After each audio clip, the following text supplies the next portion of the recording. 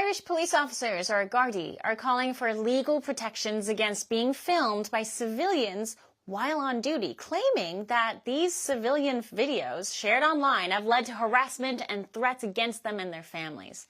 At a major police conference in County Kerry, the Gardaí Sergeants and Inspectors Association urged Ireland's Justice Minister to crack down on citizen journalists who they say interfere with law enforcement. Officers also criticized new rules that allow civilians to discipline police and said recent reforms to the police structure are damaging morale and hurting relationships with local communities.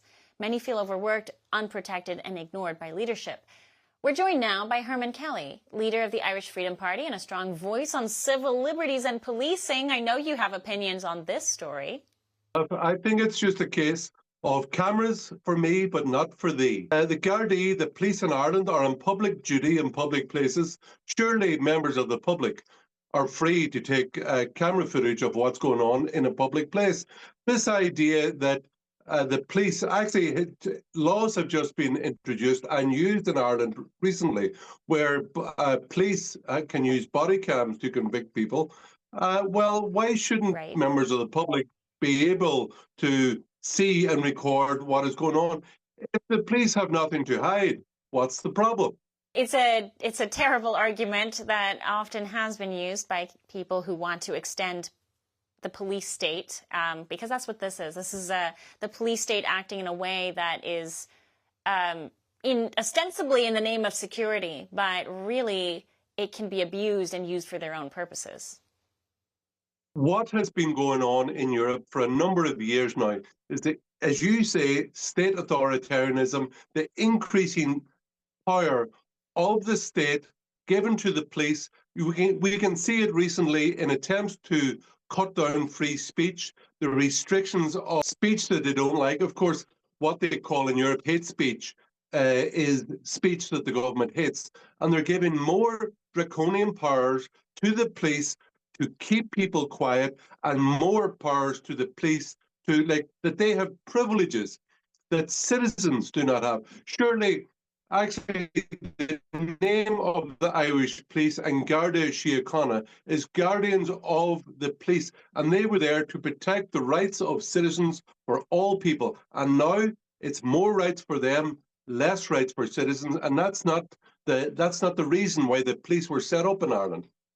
It's a scary pattern. That story should be illustrative and a warning sign to, Western civilizations who have to deal with this tension of how do we maintain a society that feels protected, where the police is set in a proper position, but they don't get overbearing. And I think cameras are the great equalizer here. So I think this is also a leadership conversation, but surely something that will get some pushback. From the American perspective, which I'm looking at the opposite angle from yourself, is that in Ireland, people aren't allowed to carry guns. People aren't even allowed to carry pepper spray. But there's been instances in the last year in Ireland where large groups of police were sent in by the government to beat protesters off the street, peaceful protesters off the street. And it's despicable and desperate that the bully boy of the state is sending in police to baton charge innocent people protesting peacefully off a street while they are just looking to protect their communities from actually the state imposing large numbers of unvetted males from foreign countries and foreign cultures into rural areas of Ireland. Yeah. No, and to that point, you have rising figures like Conor McGregor stepping up and saying, we need to change this. Now, Conor McGregor is set to host Tucker Carlson at his Dublin pub amid ongoing political controversy.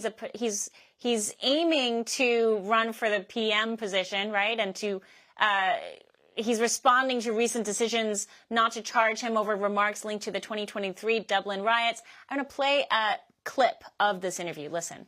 I said earlier he was running for PM. I was mistaken. He's running for Ireland's presidency. Your thoughts on this? It would be great if he got in. As I said, there's a political stitch-up in Ireland where basically to become a candidate, you need approval of either the parliament or of councillors in 4 different councils. It is it will be extremely difficult for Conor McGregor to get a nomination, but it's fantastic that he is already on the global stage raising his voice to bring up the issues of loss of civil liberties for the Irish people and the impact of mass unrestricted and reckless immigration into Ireland over the last number of years. Would you believe in the last 30 years the Irish population or the population in Ireland has gone up by 42%, which is over 1.5 million people. And we do recently there's been a large surge of increase in violence on our streets, and people are feeling the impact, not only in security, but also on the issue of housing, because as a large number of people have come in, demand for housing and apartments goes up, prices go up, and many young people can't find a house to buy or even an apartment to rent. And what's happening to Irish people? They're emigrating to Canada and Australia and the United States. We would like them to stay here in Ireland. Armen Kelly, these are incredible issues you're raising, and it'll be interesting to see how far he goes. He certainly has a lot of popular support. Let's see how that translates on the political side. A pleasure. Thank you very much. My pleasure.